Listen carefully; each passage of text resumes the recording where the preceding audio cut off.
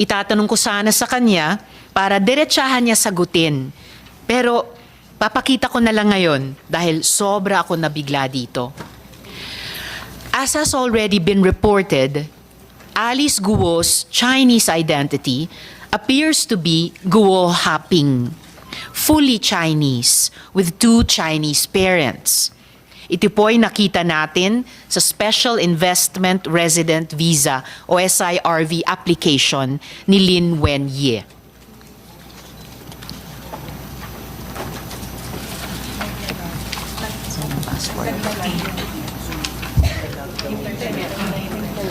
Okay, naglalag yung internet natin. I'll proceed.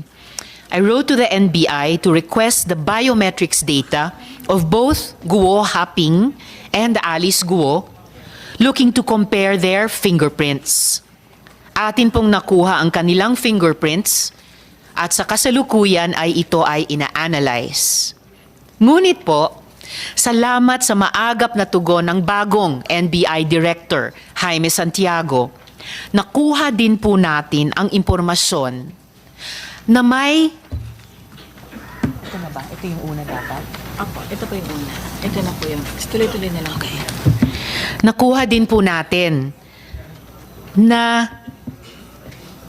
may Alice Leal Guo na nasa database ng NBI. Ito po ang Alice Guo na yon. Friends, I want you all to take a good hard look at this document. Same ang birthday sa birth certificate ni Alice Leal Guo na tumakbong mayor, July 12, 1986. Pareho ang spelling ng pangalan, pero ibang-iba ang mukha.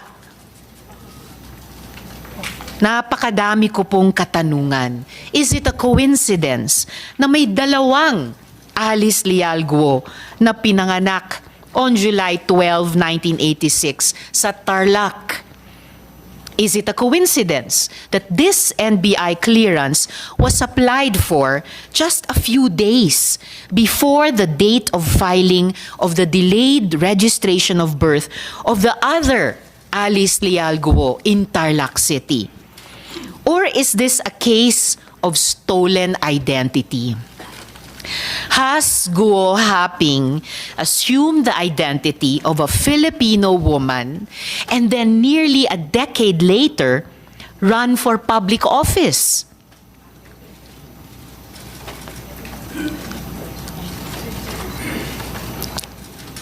Sino po ang babaeng ito na may pangalang Alice Leal Guo pero hindi kamukha ni Mayor? Nasaan na po siya ngayon? Bakit kailangan ni Guo Haping nakawin ang pagkatao ni Ms. Alice Leal Guo kung mayroon na siyang validly issued investor's visa na papahintulutan siyang mamalagi dito? Which leads us to our next question. How large and what is the nature of Alice Guo's networks? May ebidensya na tayong nakita na may link ang Bamban Pogo Hub to Clarkson Valley. Isang pogo na atin ang naunang na ocular na mayroong mga video room at mga models para sa love scam. Si Huang Ziyang na incorporator ng Baofu at Pogante ng China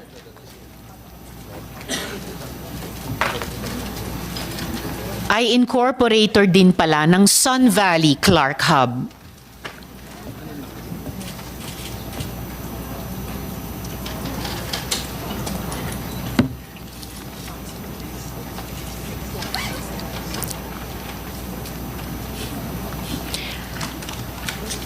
Ayon rin sa ebidensya, konektado ang Hongsheng Gaming Technologies, yung company na ni-raid at pinalitan lang ng Zunyuan Corporation sa Bamban Tarlac. Konektado ang Hongsheng at ang ni-raid ng PAOK na Pogo sa Porac, Pampanga. Paano nangyari yun? Ayon na rin sa mga papeles na nakolekta sa raid, sa pamamagitan yan ni Dennis Cunanan, dating Deputy Director General ng TLRC na may criminal conviction for corruption.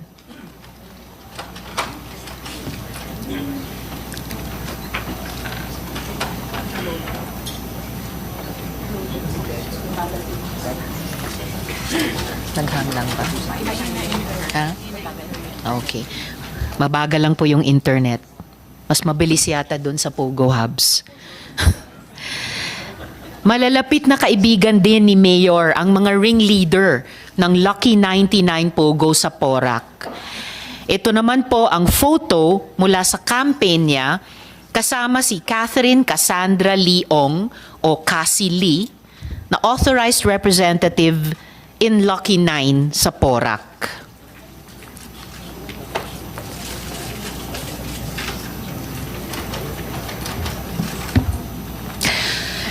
May isa pa kaming nakitang connection na nakakabahala dahil may kinalaman sa isang napakalaking investigasyon ng Senadong ito noong nakaraang Kongreso pa. Ilalabas po natin ito sa tamang panahon. At ang huling gusto kong masagot na tinatanong na rin ng buong bayan, sino ba ang protektor ng mga pogo na ito? Gaano po kataas sa food chain ang mga protektor?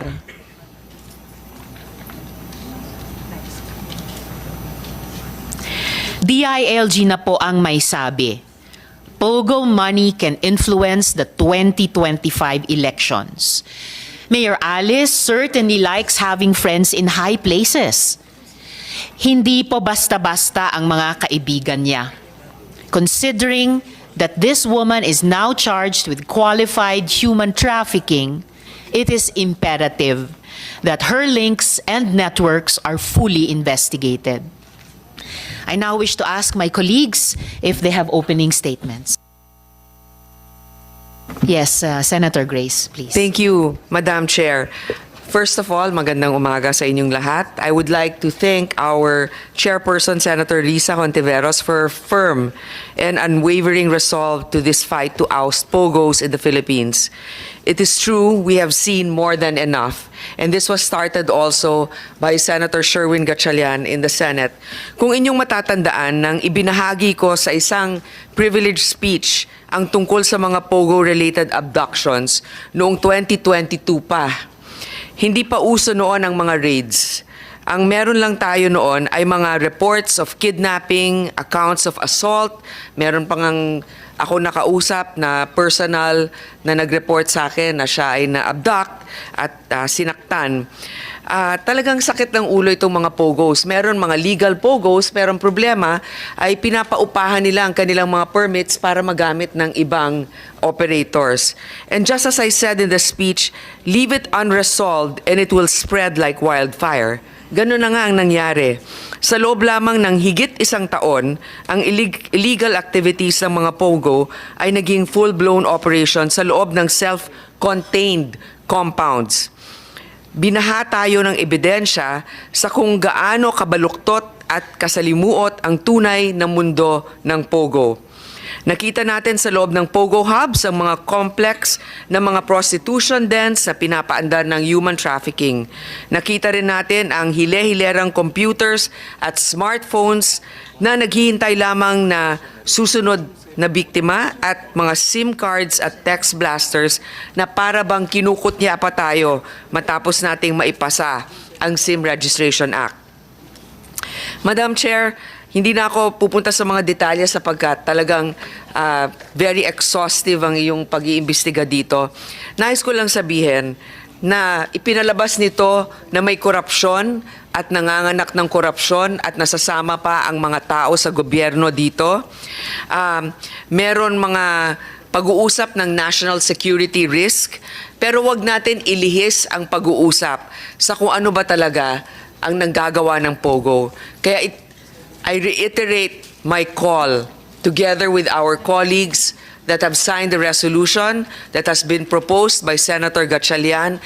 Please, we have to ban pogos. Iban na natin ang pogo dahil hindi natin sila kayang bantayan. Hindi napapakita natin na ang ating gobyerno ay nahihirapan dahil nga may mga protector sila. Pero kung may nagsabi na ban na ang pogos, mas madali na natin matutunton. Pag may operation, hindi kayo pwede dyan. Ganun lang kasimple yon. Thank you, Madam Chair. Thank you very much, Sen. Grace. Sen. Sherwin? Thank you. Thank you, Madam Chair. Magandang umaga po sa lahat. Parang hindi na ho tayo natututo dahil wala pang 6 na buwan, nagkaroon na ng pangalawang raid sa Porac naman.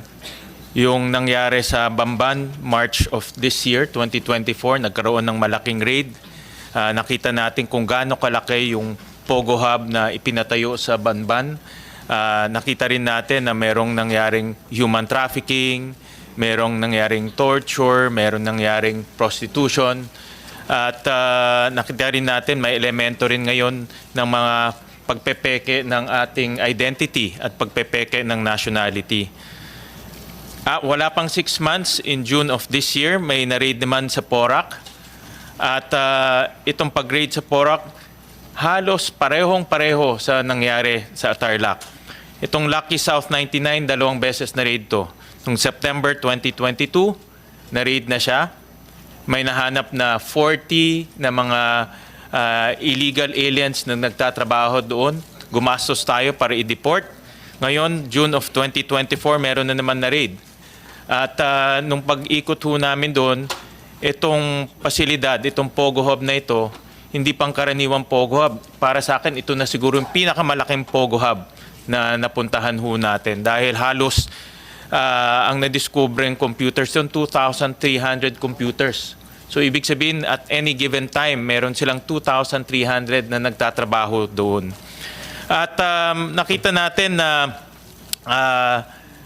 itong kanilang modus halos parehas. Gumamit sa Tarlac, gumamit sila ng isang bogus land company. Dito rin sa Porac, gumamit rin sila ng mga bogus companies na ang kanilang mga incorporators ay nasa bogus address, hindi alam kung ano ang ginagawa. At nakita rin natin na nagagamit na ngayon yung late registration para daan at makagawa pa na mas maraming krimen dito sa ating bansa. Importante itong late registration kasi nakikita natin na nagiging Pilipino, yun hindi dapat maging Pilipino. At kung naging Pilipino ka, pwede ka nang bumili ng negosyo, pwede ka nang bumili ng lupa, pwede ka nang magtayo ng iba't ibang negosyo, pwede ka nang kumuha ng NBI clearance, at pwede ka na rin tumakbo bilang public servant. Kaya mga kasama, paulit-ulit na lang nangyayari ito. Sa Bamban, 2 beses na raid. Dito sa Pampanga, 2 beses rin po na raid. At hindi hihinto itong mga criminal syndicates, itong mga sindikato, dahil ang laki ng perang pumapasok at umiikot. At nakita rin natin na hindi ito dumadaan sa formal channels. Hindi lumalabas to sa kanilang mga income statements. Ito ay pumapasok nang hindi natin nakikita. Ginagamit nila sa pagpapatayo ng mga ganitong Pogo Hub. At ang nakakatakot, nagagamit rin nila ito sa pagsuhol o pagbili ng impluwensya. Kaya dapat na talagang pahintuin itong mga pogo sa ating bansa dahil ito ang nabibigay daan sa mas marami pang kriminalidad, lalong-lalo na walang katahimikan na nangyayari sa ating bansa. At nananawagan din po ako sa ating mga kasamahan na suportahan itong pagban dahil hindi tatahimik ang ating bansang Pilipinas hanggat nandito sila dahil pumapasok sila, gumagawa ng hindi magaganda at lumalalim na yung kanilang galamay. So maraming salamat, Madam Chair, for hearing this resolution. Thank you. Maraming salamat, Sen. Sherwin. Senator JV. Yes, maraming salamat, Madam Chair. Magandang umaga po sa ating lahat. Una sa lahat, nais kong pasalamatan ang chairperson ng committee ito sa walang sawang tigil na pagdinig sa isyu kaugnay ng Pogo Operations. Nasimulan pa ng ating kasamahan din na Senator Gatchalian mula nung nakaraang kongreso sa Pogo Operation, lalo sa human trafficking at scamming activities. Kaysa po ako ng ating matapang na chairperson sa usaping ito. Ang isa pong nakakabahala na sitwasyon dito sa Pogo Operation sa Bamban ay ang katotohanan na ang mismong mayor ng bayan ang sangkot sa mga illegal na operasyon. Mayroon po akong mga resolution, Madam Chair, sa Sangguniang Panlalawigan sa Tarlac, no, mula noong 2021 pa lamang nagkaroon po sila ng resolution denouncing the alleged conduct of online gambling and cybercrime operations sa barangay Anupul sa Bamban, declaring anti-illegal gambling policy of the provincial government of Tarlac. And it was reiterated, Madam Chair, by another panlalawig resolution of 2024 reiterating the anti-gambling policy in 2021.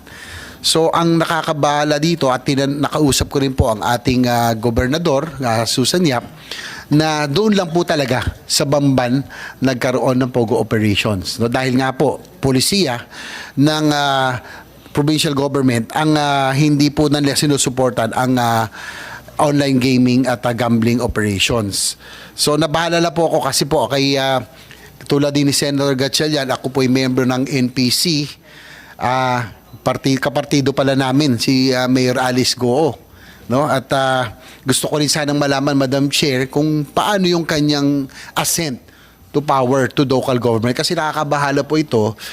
We can already see that she ran for office para po proteksyonan ang negosyo ng mga pogo sa Bamban. At siguro kailangan natin malaman yung naging history. Saya po wala siya. Siguro if there will be another hearing again, Madam Chair, I suggest we invite also the former mayor na mukhang siya po ang naging susi kung paano nakapasok si Alice Go bilang sa political scene ng Tarlac, lalo sa through Bamban.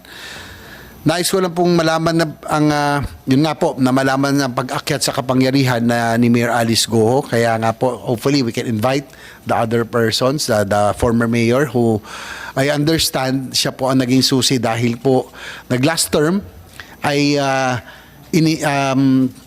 itinulak si Alice Go na tumakbo bilang mayor dahil tatakbo po siya. So siguro siya po siguro itong POGO operations really funded the campaign of both the former mayor and ito si Alice Go.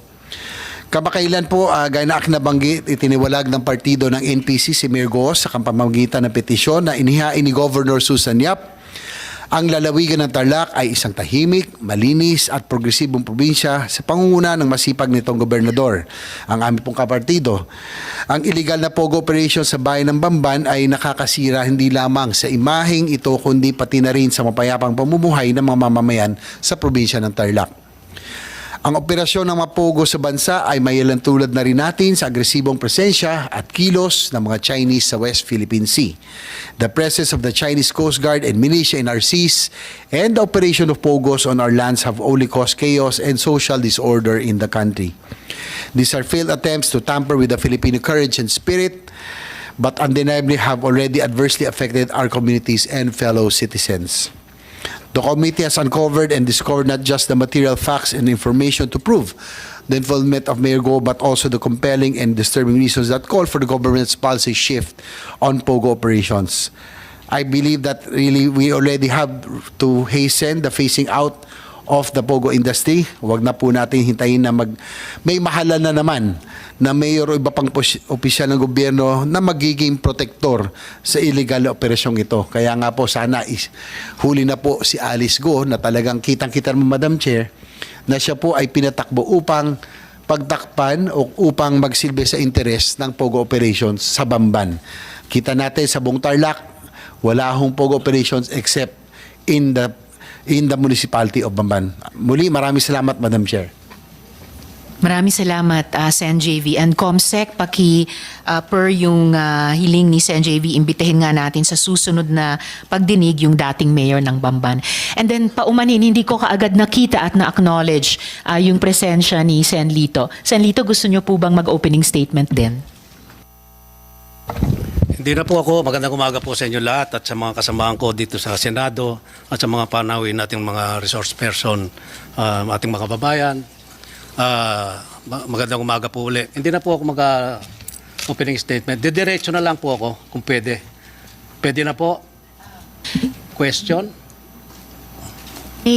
May mga tanong po muna sana, Okay. Sen. Lito, simula sa Board of Investments kung maaari po. Pero sigurado lahat po tayo, kasama po kayo ay makapagtatanong during this hearing. Salamat po, Sen. Lito. Kung makapagsimula po tayo ng mga further questions sa Board of Investments, andito po si Yusek Rodolfo. Sir, if you could take these questions po. May ipa-flash po kaming ulit yung SIRV ni Guo Huaping at saka yung Board of Investments letter sa Bureau of Immigration dated 4th June 2024. Familiar po ba kayo sa mga dokumentong ito at pwede nyo po bang ipaliwanag yung konteksto ng mga dokumentong ito? Yusek? Opo. Forgive me, Yusek Rodolfo, I missed something important. Could I first ask before you proceed to answer the question, pwede ko bang hilingin si COMSEC to acknowledge all the resource persons, brief the committee on the status of those invited and subpoenaed, and administer the oath to those present? Okay, good morning.